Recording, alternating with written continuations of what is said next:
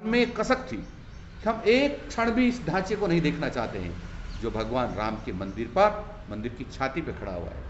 और उन्हें तुरंत 3.5 घंटे के अंदर ढहा करके और एक छोटा सा कपड़े का एक मंदिर बना के खड़ा कर दिया।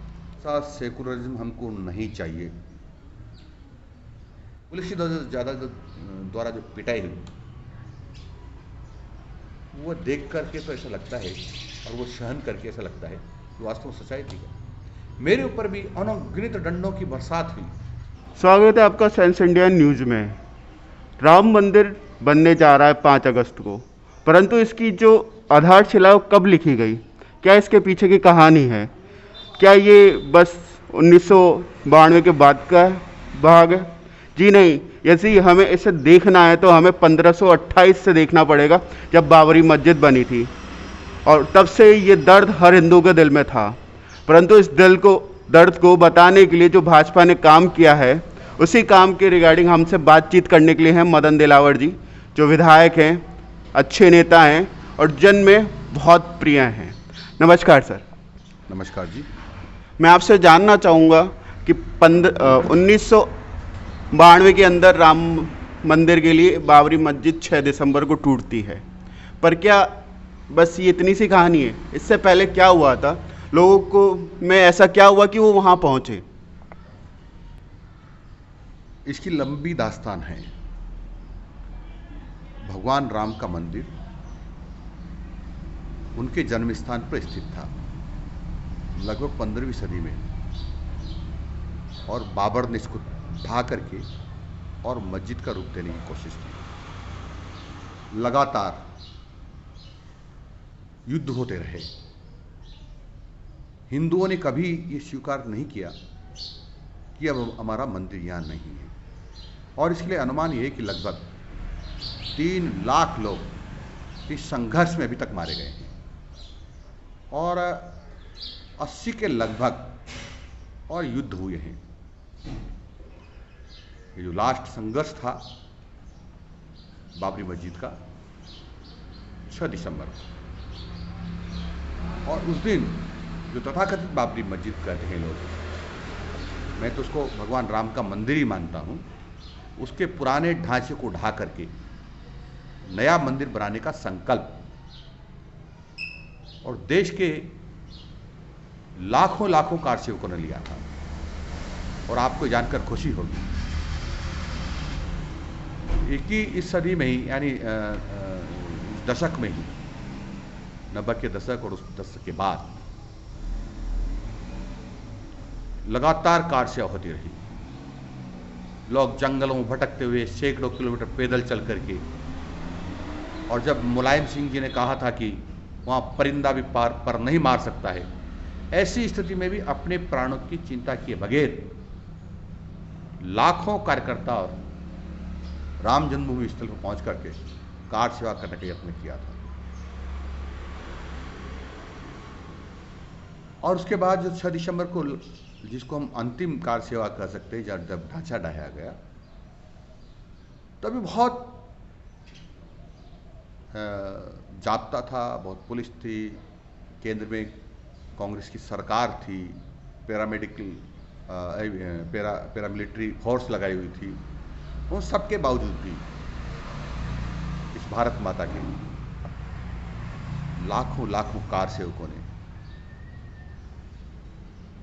और उस तथाकथित ढांचे को, जो हिंदुस्तानियों के, राम भक्तों के, कार सेवकों के माथे पर कलंक था, उसको 3.5 घंटे में स्थापना करके वो एक अस्थायी मंदिर और एक कपड़े का ढांचा खड़ा करके और उसमें बना दिया था। इसमें कोठारी बंधुओं ने अपनी शहादत दी है, बलिदान हुए हैं, और ऐसे अनेक लोग घायल हुए हैं। मैं समझता हूँ इतनी यातनाएं, इतनी परेशानियां राम जन्मभूमि आंदोलन में हुई है। मैं उन सब लोगों को नमन करता हूँ, कोठारी बंधुओं को नमन करता हूँ। और जो 3 लाख लोग, जब से मंदिर तोड़ा था बाबर ने, तब से आज तक बलिदान दिया है 3 लाख लोगों ने, उनको ही प्रणाम करता हूँ, उनके परिवारजनों को प्रणाम करता हूँ। ये कोई मंदिर निर्माण का जो रास्ता प्रशस्त हुआ है, ये ऐसे ही नहीं हुआ है। उसके बाद भी माननीय न्यायालयों में लोग गए, दखलंदाजी रही, पर अंत तो गत्वा माननीय उच्चतम न्यायालय ने कहा, जो वहाँ नीचे खुदाई के अवशेष मिले, जितने भी गवाहियाँ मिली, उन सब के आधार पर उन्होंने कहा कि भगवान राम लला यहीं पैदा हुए हैं, उनकी जन्मस्थली यहीं है और यहाँ मंदिर बनाया जा सकता है। आज के समय में व्हाट्सएप है, फेसबुक है, ट्विटर है, कई साधन है जो संचार माध्यम का कार्य करते हैं। 1990 के दशक के अंदर इस तरह के साधन नहीं हुआ करते थे, तो ये लोगों तक बात कैसे पहुंची, लोग वहाँ तक कैसे पहुँचे? ना बस एक साधन होता था, रेल एक साधन होता था जिस पे सरकार का नियंत्रण था, तो लोग पहुँचे कैसे? भगवान के प्रति अथाह श्रद्धा और भगवान के भक्तों का गांव-गांव जाकर के जनजागरण करना, संतों के द्वारा जनजागरण करना, और विश्व हिंदू परिषद ने और संतों ने मिलकर के श्री राम ज्योति निकाली गांव-गांव, और उसके अतिरिक्त भी जागरण के काम चलते रहे। माननीय अडवाणी जी जो भारतीय जनता पार्टी के वरिष्ठ नेता हैं, उन्होंने भी एक यात्रा निकाली। ऐसे अनेक कार्यक्रम विश्व हिंदू परिषद, बजरंग दल, ये देश का हिंदू समाज, संत समाज, कार सेवक, ये निरंतर करते रहे और आम आदमी तक की बात पहुंचा दी, क्योंकि भगवान राम इस देश के कण कण में विद्यमान हैं, रोम रोम में बसे हुए हैं। और जब राम भक्तों के मन में बैठ गया कि मेरे भगवान एक कलंक के ऊपर एक कलंकित ढांचा खड़ा है उनके मंदिर के ऊपर, तो सैलाब का सैलाब गांव से, शहरों से, बस्तियों से, ढाणी से उमड़ पड़ा और लाखों की संख्या में लोग अयोध्या पहुंचे। और उन्होंने सारे बंधनों के बावजूद और विश्व हिंदू परिषद के नेताओं के ये कहने के बावजूद भी कि हमको केवल कार सेवा करनी है, ढांचा ढाना नहीं है, फिर भी कार सेवकों का जोश हिलोरे मार रहा था। इतनी उमंग थी और मन में एक कसक थी कि हम एक क्षण भी इस ढांचे को नहीं देखना चाहते हैं जो भगवान राम के मंदिर पर, मंदिर की छाती पे खड़ा हुआ है। और उन्हें तुरंत 3.5 घंटे के अंदर ढहा करके और एक छोटा सा कपड़े का एक मंदिर बना के खड़ा कर दिया। उन कार सेवकों पे जो केस हुए थे उसको हटाने में आपका बड़ा योगदान रहा था, आप उस समय वहीं थे जब ये चीज़ें हो रही थी, तो एक मन में खुशी थी, क्या था मनस्थिति क्या थी उन लोगों की जो ये काम कर रहे थे?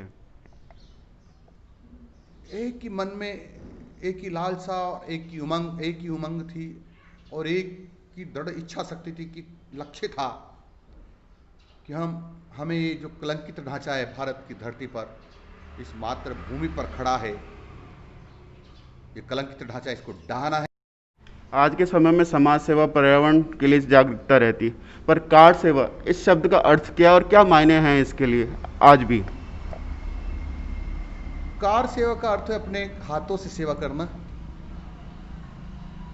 और जैसा मैंने कहा ना, मैंने ऐसा जनसैलाब, ऐसा जोश मैंने कभी नहीं देखा कि गांव गांव से निकल करके लोग, जहां सैकड़ों किलोमीटर पैदल चलना पड़ता है, जहां कोई पता नहीं भोजन मिलेगा कि नहीं मिलेगा, जहां कोई पता नहीं सोने को मिलेगा कि नहीं मिलेगा, इतने पानी में लोग उतर रहे हैं, भूखे प्यासे चल रहे हैं, पैरों में फफोले पड़ गए हैं, चलते चलते पैर फ्रैक्चर हो गए हैं, फिर भी माताएं, बहनें, बच्चे, जवान, बूढ़े सब चलते। एक ही थी। कई लोग तो कहते थे हमारी अंतिम इच्छा यही है कि भगवान राम का मंदिर उनके जन्म स्थान पर बन जाए। अभी जैसा कि देखा जा रहा है कि ओवैसी जी ने ये स्टेटमेंट दिया कि प्रधानमंत्री मोदी का राम मंदिर उसमें जाना सेकुलरिज्म को खतरा है, इस पे आपका क्या कहना है? ऐसा सेकुलरिज्म हमको नहीं चाहिए जिस मातृभूमि से या हमारे आराध्य देव से हमको दूर करें। ये मातृभूमि हमारे लिए पहला है, उसके बाद राष्ट्रीय आराध्य देव हैं और ये हम सब लोग हैं। सबको पूजा करने का हम अधिकार देते हैं, सबका सम्मान करते हैं, अपने अपने तरीके से पूजा पाठ करें, लेकिन किसी के पूजा पाठ में दखलंदाजी नहीं करें, ये भी हम चाहते हैं। हर व्यक्ति जीवन में प्रण लेता है। आपने 2 प्रण लिए थे, एक कि आप बिस्तर पे नहीं सोएंगे 370 के लिए, वो प्रण भी पूरा हो गया आपका। दूसरा आपने राम मंदिर के लिए लिया था कि आप माला नहीं पहनेंगे, वो भी 5 तारीख को पूरा होने जा रहा है। इस पे आपके मन में क्या स्थिति है? सन 1990 में का मेरा एक संकल्प है कि जब तक भगवान राम का मंदिर उनकी जन्मस्थली पर भव्य बनकर खड़ा नहीं हो जाता और भगवान रामलला उसमें विराजमान नहीं हो जाते, तब तक मैं माला नहीं पहनूंगा। ऐसा संकल्प था, आज भी जारी है। 5 अगस्त को मंदिर बनाने के लिए भारत के प्रधानमंत्री नरेंद्र जी मोदी, राष्ट्रीय स्मृति संघ के परम पूजनीय सरसंघ चालक भागवत साहब, देश के प्रकांड विद्वान पंडित, इन सब की उपस्थिति में और भगवान राम के मंदिर का शिलान्यास होगा, यहाँ बनना प्रारंभ हो जाएगा। आपकी कोई ऐसी कहानी जो आपके मन में अभी भी हो 1992 की, जो आप बताना चाहें आज? क्योंकि 1992 में मुझे भी पता नहीं था कि जो कार सेवा में जा रहा हूँ क्या क्या व्यवधान आएंगे। हम जब ट्रेन से निकले तो फतेहपुर सीकरी आता है क्या, वहाँ ट्रेन से ज़बरदस्ती उतार लिया गया हम लोगों को, अभद्रता की। वहाँ से जैसे तैसे निकल वो जंगल से छूट करके कहीं बोझल हो गए और फिर हमने वहाँ से पैदल चलना प्रारंभ किया। कितने भी दूर होगा लेकिन जाएंगे। कई दिनों तक पैदल चले। मैं आज भी याद आता है, इतने पानी में रात में हम निकले और वो पानी नहरों का था या बरसात का था, अभी तक मुझे ध्यान नहीं है। और गांव की महिलाएं, कहीं गाय चराने वाले, कहीं भैंस चराने वाले हमको मार्ग दिखा रहे हैं कि भाई साहब इधर पुलिस है, इधर मत जाना, इधर से जाओ, इधर पुलिस है, इधर मत जाना। और ऊपर दिन में जब चले, ऊपर हेलीकॉप्टर मंडरा रहा है, हमको देख रहा है, लेकिन भूखे प्यासे पैरों में छाले पड़ गए हैं। और मैं नहीं, हजारों लोगों के नंगे पैर जा रहे हैं, चप्पल हाथ में लेके जा रहे हैं, जूते हाथ में जा रहे हैं, कोई कपड़ा बांध रहा है, कोई क्या कर रहा है, लेकिन उन्होंने जो भगवान राम के प्रति श्रद्धा थी, उन्होंने कहा मर जाएंगे लेकिन वहाँ जाएंगे। और लाखों लोग वहाँ पहुँचे। वो दृश्य देख करके आज भी लगता है कि ये सब सपना था या साक्षात था। नहीं तो छोटे से संकट में कांटा भी लग जाता आदमी तो रास्ता बदल लेता है, रास्ता छोड़ देता है। लेकिन उन कार सेवकों को मैं क्या कहूँ। और फिर जब सरयू के तट पर एक कार सेवक हमारे साथ मारपीट हुई, पुलिस द्वारा जो पिटाई हुई, वो देख करके तो ऐसा लगता है, और वो सहन करके ऐसा लगता है कि वास्तव में सच्चाई थी। मेरे ऊपर भी अनगिनत डंडों की बरसात हुई, गोलियों से मारने की धमकियां दी गई। कई लोग जो वहाँ बेहोश हो गए सरयू के पुल पर, कई लोग कूद गए और रात में ही कई लोगों ने कूद करके नाव के माध्यम से और अयोध्या में घुसने का प्रयास किया। बहुत सारे लोग सफल हो गए, बहुत असफल हो गए, लेकिन असफल लोगों ने भी दूसरे दिन फिर प्रवेश किया, छोड़ा नहीं। ये दृश्य देख करके मैं अभिभूत हूँ। और इतनी ताकत कार सेवकों में कहाँ से दी भगवान ने, ये तो भगवान जाने, भगवान की कृपा है। इतनी ताकत हम में और शेष सभी कार सेवकों में दी। आज तक ये सुनने को मिला था हमें कि यदि राम मंदिर का मसला हुआ या 370 का मसला हो, यदि ये समाधान होता है तो देश में सांप्रदायिक आग लग जाएगी, पर अभी ऐसा दृश्य नहीं है। इसका क्या कारण है? ये गीदड़ भभकियां थी, और पहले जिस प्रकार का लोग सोचते उनको भी भगवान ने सद्बुद्धि दी है कि देश के बहुसंख्यकों के साथ मिलकर के रहना है। ये देश का बहुसंख्यक किसी का बुरा नहीं चाहता है, और इस देश का अल्पसंख्यक तभी तक सुरक्षित है जब तक बहुसंख्यक समाज के मन में दया का भाव, इनके प्रति प्यार और प्रेम का भाव। और हिंदुस्तान की धरती है, इस धरती ने सबको आश्रय दिया है, सबका सम्मान किया है। आज भी देश के लोग किसी धर्म का अपमान नहीं करते, लेकिन जब उनके धर्म का अपमान होता है, उनको कष्ट होता है। लेकिन तथाकथित धर्म निरपेक्ष लोग क्या चाहते हैं? हिंदुओं को गाली दो, गौ माता को उनके सामने काटो, मंदिरों को तोड़ो। हिंदू नहीं बोलना चाहिए। हिंदू बोलेगा तो सांप्रदायिक कहलाएगा।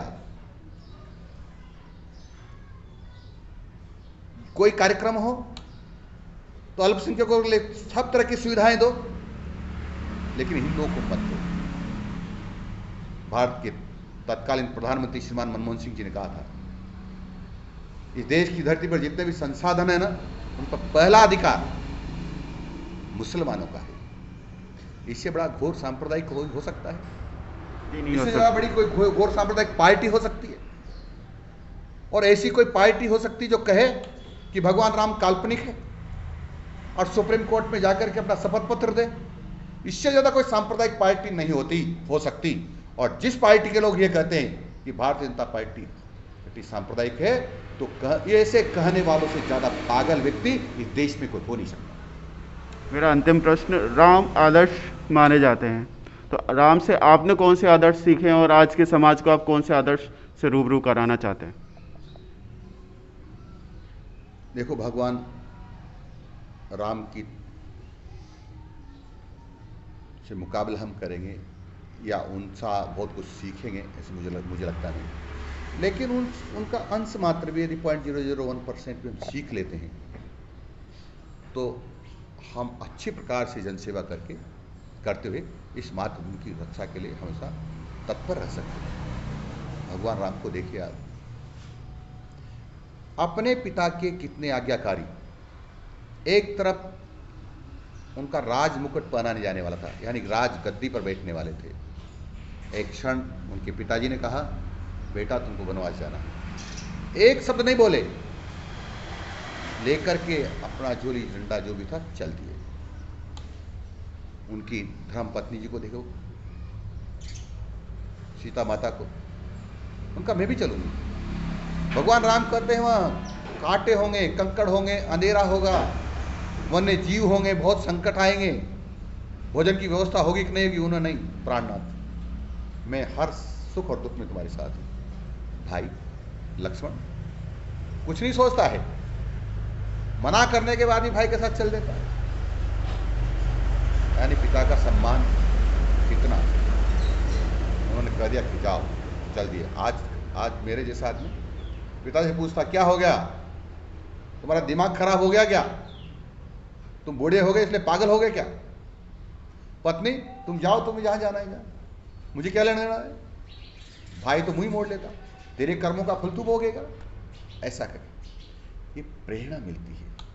प्रेरणा तो बहुत सारी है, पर मैं एक छोटी सी प्रेरणा बता रहा हूं कि पिताजी का सम्मान हमको हर स्थिति में करना चाहिए, उनकी आज्ञा का पालन हर स्थिति में करना चाहिए। चाहे यदि पिताजी एक बात तो कह दे गलती से भी कि तुम्हें कोई में कूद जा, तो उसमें भी कोई न कोई हमारी भलाई होगी, कूद जाना चाहिए। पति को कितना भी संकट आए, लेकिन पति को कभी उसका साथ नहीं छोड़ना चाहिए। और भाई का तो कोई मुकाबला नहीं लक्ष्मण का। भाई होता था, भाई भरत जैसा हो।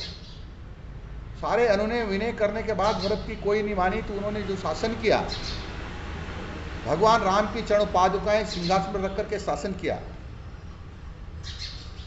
उन्होंने कभी नहीं कहा मैं राजा हूं, उन्होंने कभी नहीं कहा मैं शासन कर रहा हूं। भगवान राम की चरण पादुकाएं शासन कर रहे। ऐसा हो, ये वातावरण देश का बन जाए तो पूरा देश खुशहाल हो जाए। ये प्रेरणा भगवान राम देते हैं। ये थे हमारे साथ मदन दिलावर जी, जिन्होंने बताया कि हमें राम से सीखना चाहिए। राम संयम सिखाते हैं और जीवन जीने का तरीका सिखाते हैं। जो पारिवारिक कलह आज देखने को मिल रहा है, जो समाज बिखरता जा रहा है, यदि वो समाज राम के आदर्शों को माने तो ये समाज भी निर्माण होगा, परिवार भी निर्माण होगा और परिवार और समाज के साथ देश निर्माण होगा। धन्यवाद।